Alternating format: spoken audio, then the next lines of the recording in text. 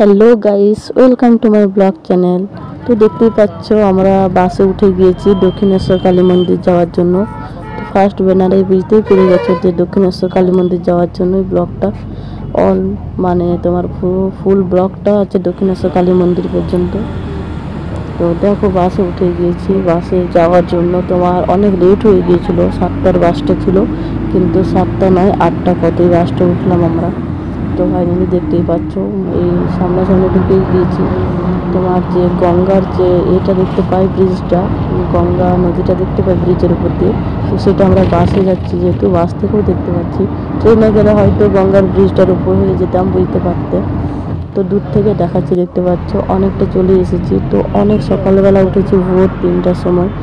তো ওই জন্য আমাদের একটু ঘুম পেয়ে গিয়েছিলো, বাসের মধ্যে একটু রোদ লাগছিল, চাদর ঢাকা নিয়ে ঘুমিয়ে গিয়েছিলাম। তারপর দেখো ফাইনালি নেমেই গেলাম কালীঘাটে। তো দক্ষিণেশ্বর কালী মন্দির যাওয়ার জন্য আমরা তো প্রথমে গিয়েছি, রাস্তা জানি না, একটু ভুলে গিয়েছিলাম রাস্তা। তো একে তাকে জিজ্ঞেস করে করে যাচ্ছিলাম। দেখো প্রথমে তো আমরা ভুলেই গিয়েছিলাম, উল্টো রাস্তায় গিয়ে ঘুরে চলে এসেছিলাম। তারপর দেখো আমার বাড়ির লোক সবাই আছে। ফাইনালি মন্দির খুঁজে পেয়ে গিয়েছি। মন্দিরের একটা মেন গেট যেটা ছিল, যে ঘর বলে, তো এখানে এসে দেখলাম খুবই অসাধারণ একটা মন্দিরের দৃশ্য, খুবই সুন্দর। তো দেখো রাস্তা পর্যন্ত এখন রাস্তায় শেষ হচ্ছে না, গেটটাই ঢুকেছি, মন্দিরটা একটু ভেতর দিকে। এত সুন্দর একটা দৃশ্য, পরিবেশ দেখবো বলে ভাবতেও পারিনি কোনোদিন। তো কোনোদিন এতদিন সময় হয়নি। তো ফাইনালি আসবো করে মা বাবার সাথে চলে আসা হলো, যেহেতু আমাদের মানসিক ছিল, আমার মায়ের মানসিকটা শোধ করার জন্য বাবা আমাদের সবাইকে নিয়ে এসেছে। তো বাড়ির সবাই এসেছি, এখন যাব গঙ্গা স্নান করার জন্য। প্রথমে তো গঙ্গা স্নান করতে হবে, গঙ্গা স্নান করে কালীঘাটে, তারপর আমরা বুঝতে পারবো যে মানে মন্দিরে পুজো দেবো। আর মায়ের মন্দিরে তো দেখে এলাম ফোন অ্যালাউ নেই, তো ভেতরটা দেখাতে পারবো না, তার জন্য এক্সট্রিমলি সরি। তো যদি এই দৃশ্যটা মা দেখার জন্য, এত সুন্দর একটা দৃশ্য আমি তো ভাবতেই পারিনি, আমার তো খুবই ভালো লেগেছে। তোমাদের কেমন লেগেছে একটু প্লিজ লাইক কমেন্ট শেয়ার করে দিও ভিডিওটা ভালো লাগলে। তো দেখো প্রথমে আমরা তো গঙ্গা স্নান করেই নিলাম, দেখতেই পাচ্ছ।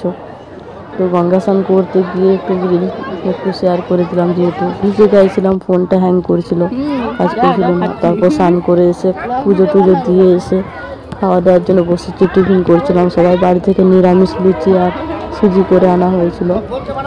তো দেখতে পাচ্ছ সবাই খাওয়াই এখন ব্যস্ত আছে। সকাল কখন ভোরবেলা উঠেছি, খাওয়া নেই, এই 12:30টার সময় খাচ্ছি, টিফিন হচ্ছে। এবার লাঞ্চ কখন হবে কোনো ঠিক নেই, যেহেতু মন্দিরে এসেছি, বাইরে আসলে তো নিজেদের খাওয়া দাওয়া ঠিক থাকে না। তবুও খাওয়া দাওয়া সেরে নিয়ে মন্দির থেকে বেরোলাম, যেহেতু এরপর আমরা ভিক্টোরিয়া যাব।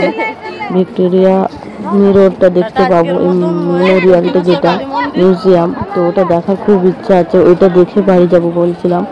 তো মা বললো ঠিক আছে যাওয়া যাক, তার জন্য তাড়াতাড়ি একটু 12:30টার মধ্যেই মন্দির থেকে বেরিয়ে পড়লাম। তো দেখতেই পাচ্ছ এখন মেট্রো ধরবো, মেট্রো ধরে ময়দান যাব। ময়দান থেকে আবার গাড়ি ধরতে হয় শুনেছি, তো যাইনি, প্রথম এই মেট্রো যাচ্ছি, মেট্রোতে গিয়ে টিকিট কাটবো।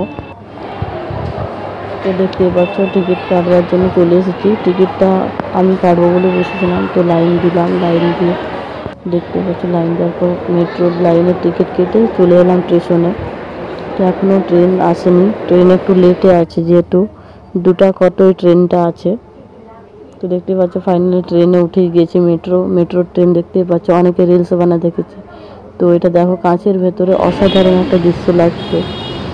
তারপর ফাইনালি ময়দানে নেমে গিয়েছি, ময়দান থেকে যাচ্ছি এবার হেঁটে হেঁটে, শুনেছি 5 মিনিট 10 মিনিটের রাস্তা। তো ফালতু কেন অটো বা টোটো ধরবো, তার থেকে হেঁটেই চলে যাব, একটু দেখাও হয়ে যাবে কলকাতা শহরটা, ঘোরাও হয়ে যাবে।